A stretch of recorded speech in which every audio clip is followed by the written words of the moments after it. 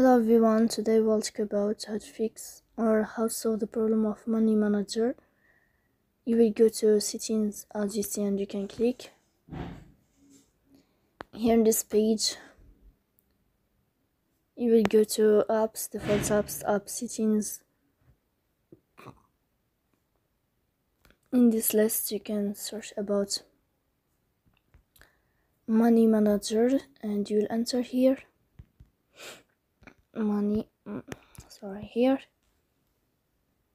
Then this page of app info, you can click on first stop and you can click OK.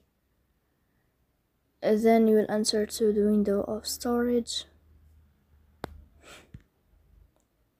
Here you can click on clear cache, but pay attention, don't click clear data because that can delete your account.